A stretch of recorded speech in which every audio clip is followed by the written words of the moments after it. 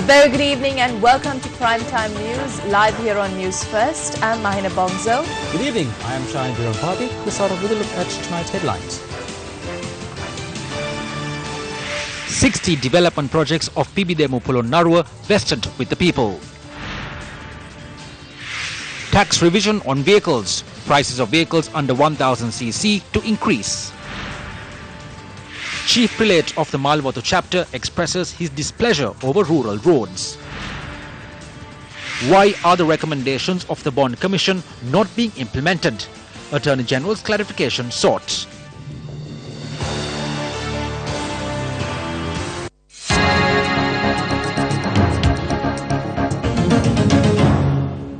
Several development projects in the Polonnaruwa district were vested in the public today under the auspices of President Maithripala Sirisena.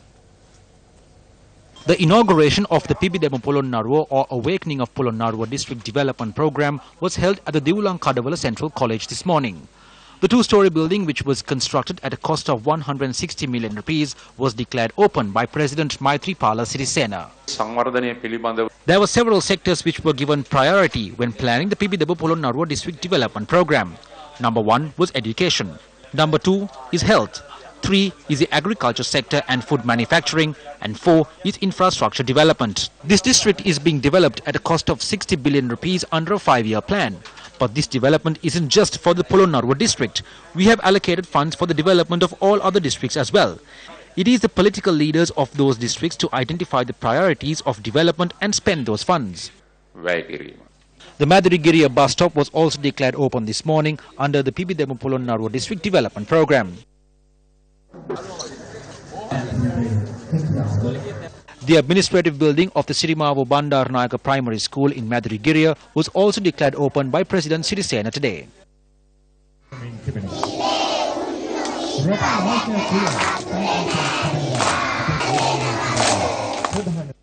Thereafter, the Irrigation Management Office in Madhurigiriya was vested in the public. President Maithripala Sirisena also took part in the occasion to declare open the new 3-story building of the Madhurigiriya National School. The 3-story building was constructed with the collective effort of the Sri Lanka Air Force.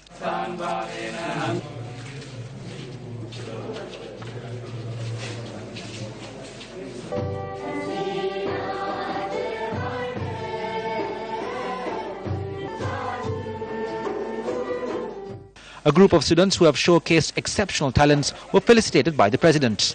To symbolize the tree planting program implemented near schools in the Polonnaruwa district, parallel to the PBDMO Polonnaruwa program, President Sirisena distributed mango plants among students of the Madhurigiriya National School. President Sirisena also attended the occasion to tribute the hostel of the Pulastigama Siriparakum Mahapirivena to the Mahasangha and the event to declare open the development projects of the Hinguragura District Hospital. The excise duty levied on petrol and hybrid vehicles with an engine capacity of less than 1000cc was revised today. The Finance Ministry in a statement today said the import duty on vehicles less than 1000cc have been increased up to 1.5 million rupees and hybrid and electric vehicles less than 1000cc up to 1.25 million rupees. As a result of this revision, the price of a petrol vehicle such as an Alto will increase by 345,000 rupees. The price of a hybrid Wagoner will increase by 425,000 rupees.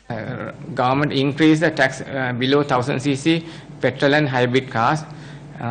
Earlier they have a unit rate duty for cc below 1000cc. Hybrid car they have 1250.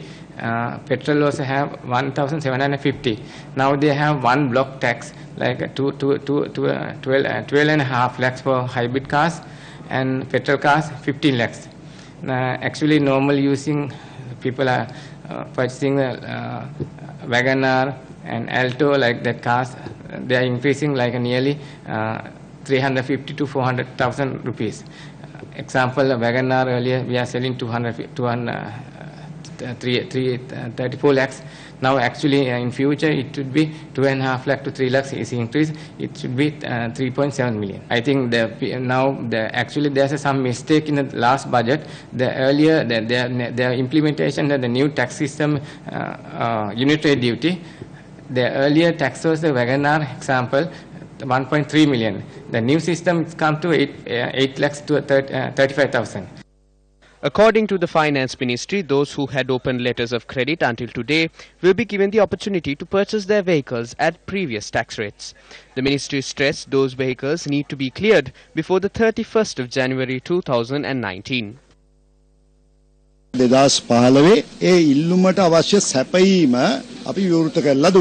In 2015, we opened the corridor for the supply to meet the demand.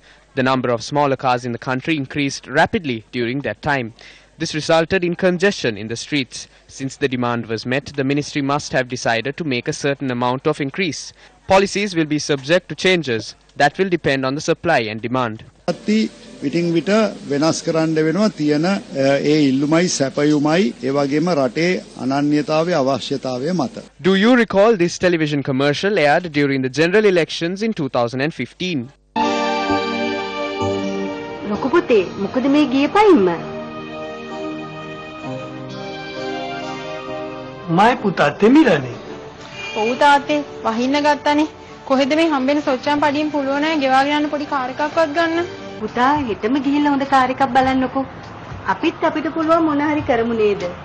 මේ පංචවිධ ක්‍රියාවලිය නිසා පෞද්ගලික අංශේ වගේම රජයේ රැකියාත් සුරක්ෂිතයි.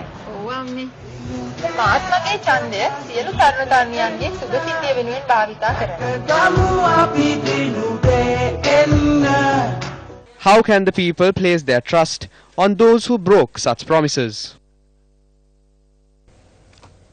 Minister of Highways and Road Development Kabir Hashim called on the chief prelates of the Askeri and Malwata chapters today and discussed about the vehicular traffic in the Kandy city. All of them speak about issues pertaining to roads. Like they are making expressways, the roads leading up to the villages have to be built. We see it on the media and we ask every day that the roads to be built. Is there no other way? Can't those be built without it being from the same electorate? If a road is to be broken, there needs to be some form of mechanism. There is no point of these officials being here. They have not laid tar on the roads in 25 years. We believe that by the end of the year, we will begin a broad program to renovate the rural roads. There is no need for a broad program. 3 years have lapsed. The minister also called on the chief prelate of the Askeri chapter.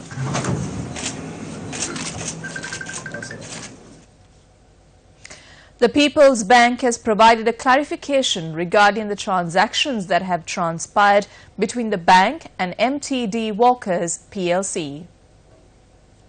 This clarification has been provided on details that were revealed by former senior banker Rusiripala Tennakon regarding the People's Bank purchasing debentures of MTD Walkers as well as a loan being transferred as a non-performing loan.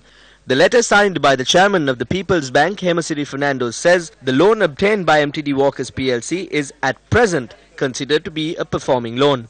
The letter says that as a step to reduce the risk while carrying out daily business activities, banks offer various loans and it invests in the stock market, treasury bonds and treasury bills as well as on debentures. The letter reads, the People's Bank invested 500 million rupees in debentures in 2015 issued by MTD Walkers PLC at an interest rate of 9.75%. As per the letter, the approval has been granted after the earning ratio of the investors were compared. The People's Bank says the interest rate at which loans would be granted to other parties usually stood at 13.11% at the time this investment was done. The letter says after paying income tax, the net interest rate of the bank stood at 9.44% and the interest rate for treasury bonds and treasury bills stood at 7.08%. The letter goes on to note that since income tax is exempted on interest income received by debentures, the bank had received more benefits. Rusiripala Tennakon meanwhile notes that the finances of the People's Bank is not so weak as to warrant an investment in debentures from a company which is being closely scrutinized by the Colombo Stock Exchange. He questions as to why money was invested in debentures of this company when there were several other options where a high interest rate could be earned or a higher income could be earned. He questions as to whether this is done in this manner because of the presence of the director. More details regarding this to be revealed in the future. The middle-income earners of this country dream of one day having a vehicle of their own, but it appears that dream is fading away gradually. Prices of goods increased by the day. The rupee also depreciated to a record low very recently, and the interest rates increased by 3% as well. Isn't the looting of public funds from the central bank treasury bond scam the main reason for these aggravating issues that burden the general public? The immediate loss from the first bond issue dated the 27th of February 2015 was estimated by the Auditor General as over 896 million rupees. It is now stated that by the end of the maturity period of 30 years for this bond, the loss to the state will be in the billions and even reach the level of trillions of rupees. The most dangerous aspect of this bond scam is that those involved had hampered with the Employees' Provident Fund. The EPF is where the working masses deposit a portion of their hard-earned monthly salary, shedding blood, sweat and tears for many years. Sadly, the money which the people hope of taking back when they reach retirement too had been looted from this scam, and its reach is such that it had forced taxes to be imposed on the remainder of the funds. The prices of goods have increased, and this is because there is a rise in theft. We cannot pawn jewellery for business purposes because the interest is very high. Even when it's for a loan, the interest rates are high. The prices of goods have increased because of thievery. The dollar is on the rise. Most of the goods are imported to the country. There is no proper means to survive. Prices of goods have skyrocketed. I plan to buy a car and the prices of cars have also increased. This government is a den of thieves. They impose every possible tax, resulting in an increase in the price of goods. Only the air we breathe is free. There is serious theft committed from all sides, including the government. They blame each other for theft. We cannot expect any public service from them. The loss caused by the first bond scam has been revealed thus far. However, while the investigations on the bond scam took place, in 2016 another bond scam took place, and the loss caused by this is far greater than the first. It is clear that the information relating to the second bond scam was limited when it was inquired by the Presidential Commission of Inquiry. It must be made clear that the financial fraud of over 11 billion rupees is only connected to the first bond scam and not to the second, and it is also not the total loss as well. They are attempting to state the total loss of around 12 billion rupees. There is no truth to this. This has affected the funds of the University Grants Commission, the Mahapola, Central Bank funds, the EPF, the ETF, the National Savings Bank, the People's Bank, as well as the Insurance Corporation. The total loss from this scam is 32 billion rupees, or even more. Investigations must take place with regard to the second bond scam as well. News First will bring you details of the second bond gate tomorrow. Also making headlines this evening, Attorney-at-Law Nagananda Kodituakku has expressed his displeasure on the delay in the implementation of the recommendations of the Presidential Commission of Inquiry into the issuance of treasury bonds. In a letter addressed to the Attorney General, Attorney-at-Law Nagananda Kodituakku says if legal measures in this regard are not taken within 7 days, a case will be filed against the Attorney General at the Court of Appeal. In his letter, Attorney-at-Law Nagananda Kodituakku expresses his displeasure, saying following the details revealed during investigations on the bond scam, the Attorney General has evaded his duty of taking legal action against criminals involved in the scam.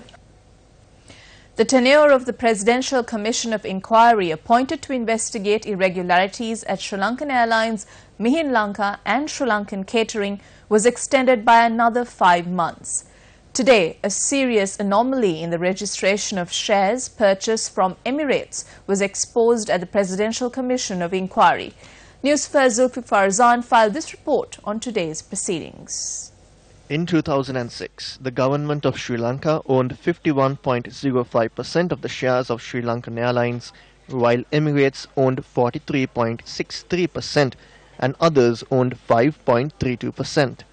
However, in 2010, an understanding had been reached to sell the 43.63% shares of Emirates to the government of Sri Lanka.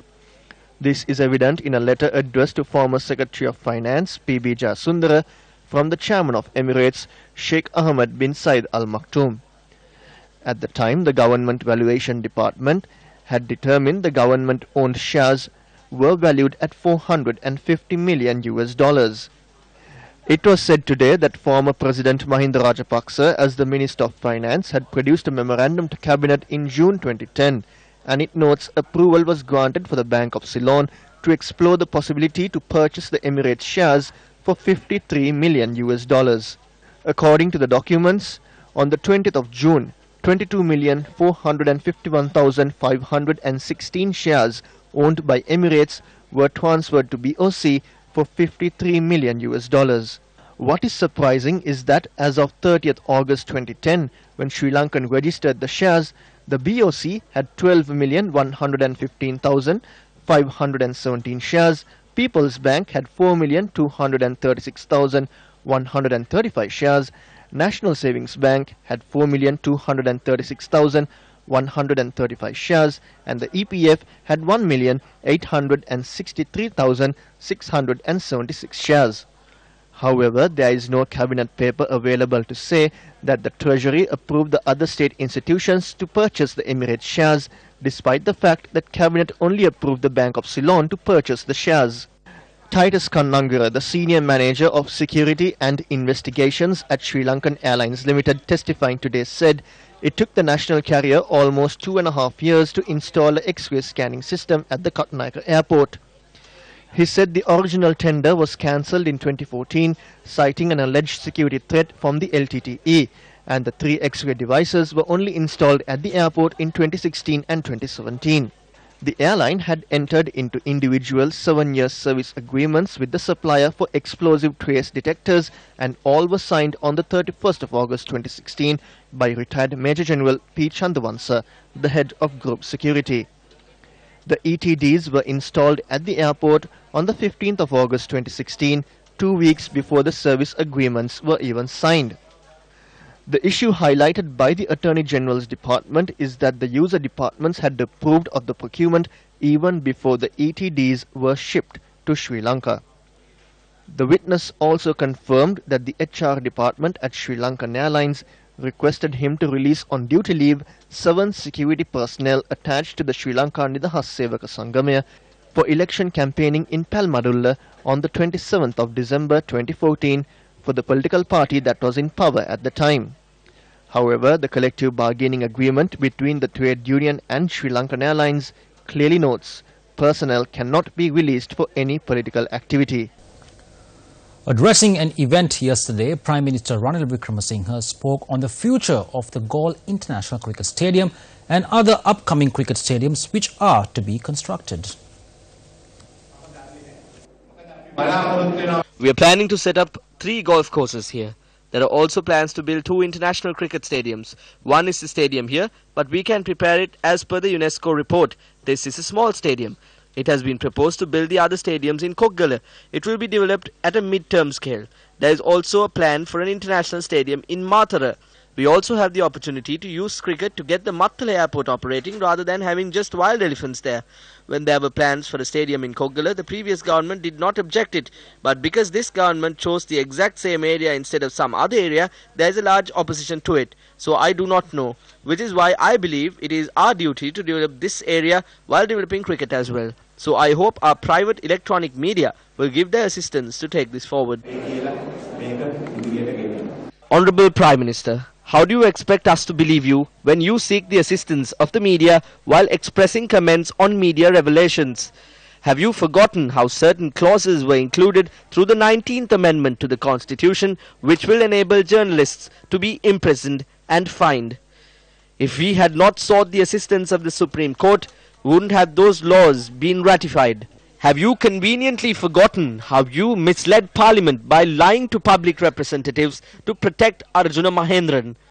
As you seek the assistance of the media, have you forgotten that a document is in the making using people like Ranga Kalan Surya and Pradeep Veerasinghe to suppress the media?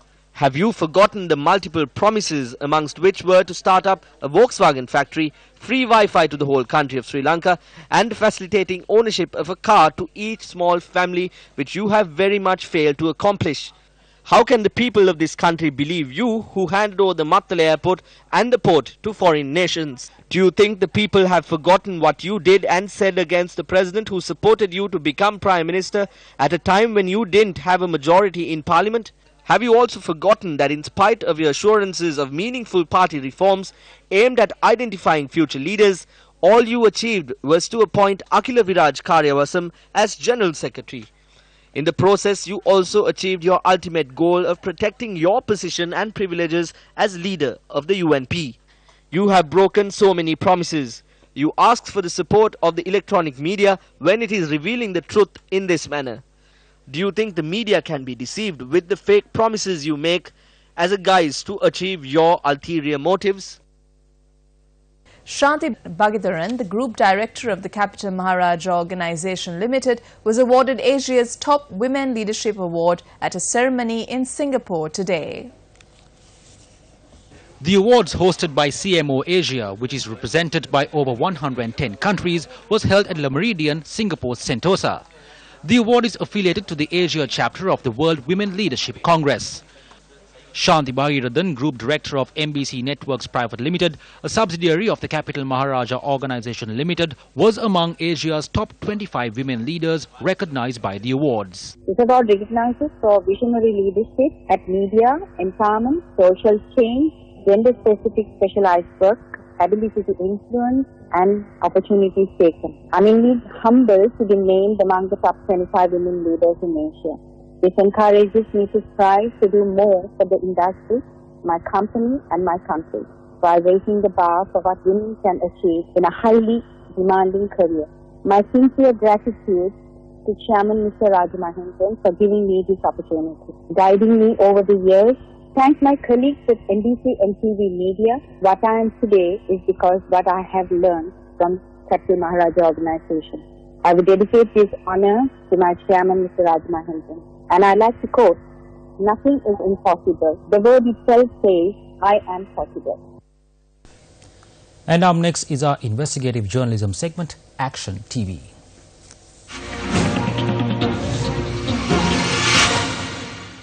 Over the recent days, Action TV made certain revelations regarding the Suraksha School Insurance Scheme. Today, the Sri Lanka Insurance Corporation sent us a clarification on the insurance scheme. According to this clarification, the school insurance project had been awarded to Sri Lanka Insurance with no intermediaries involved. SLIC stresses that therefore there were no agency fee payments made out to any party. In this letter of clarification, it is highlighted that a separate trust fund was set up following an agreement signed between the Ministry of Education and the Sri Lanka Insurance Corporation on Monday. Today, Action TV questioned the Minister of Education on this separate fund.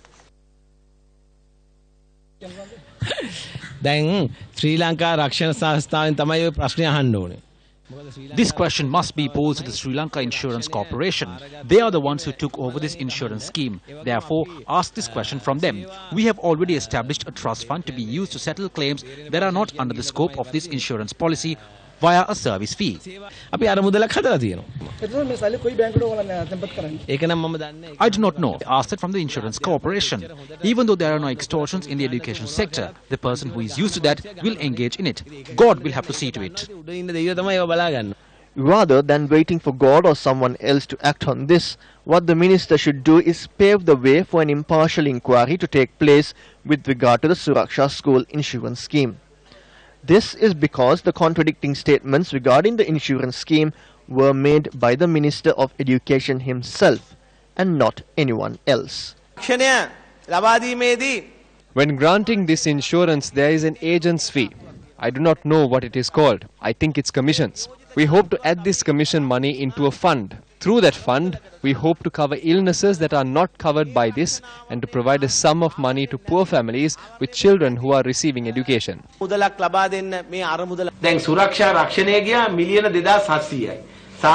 Suraksha insurance was 2,700 million. Usually when you obtain an insurance, there will be an agent. I said go directly. They could have put in a dummy. If an agency was involved, they would have received 500 million. If someone needs a commission, this is what you call commissions. We could have obtained 500 million through this. This is something that is given out. I spoke to the chairman of Sri Lanka Insurance and I explained to him that you have to give 20% to the agent. I asked him to add this in a way that the children would receive that amount as well. This is how we added 75,000 to 100,000 into this for the student to continue education if a parent passed away.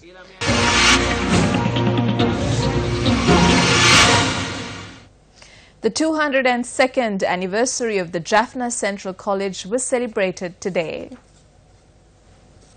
The Education Minister of the Northern Provincial Council, Kandaya Sarveshwaran, attended the event as the chief guest. The school, which commenced in the year 1816 as the Wesleyan English School, was later made popular as the Jaffna Central College after the year 1834. A special mass was held at the Jaffna Methodist Church in line with the event. In sports news, the second Junior International Golf Tournament commenced today at the Royal Colombo Golf Club. Golfers from 4 countries, India, Pakistan, Malaysia and Sri Lanka, took part in the second Junior International Golf Tournament organised by the Sri Lanka Golf Union. Over 111 golfers participated in the tournament. The tournament was held for the boys and girls from age 9 to 18. The group stage of the tournament will be held tomorrow. And with that, we conclude tonight's edition of Primetime News. However, we do have an incident that was reported at the Katunayake airport, right? Absolutely, Maina. Well, more footage has surfaced on social media on the incident, and we leave with this footage with tonight's bulletin. I'm Shine Rampati. And I'm Maina Bongzo. Good night.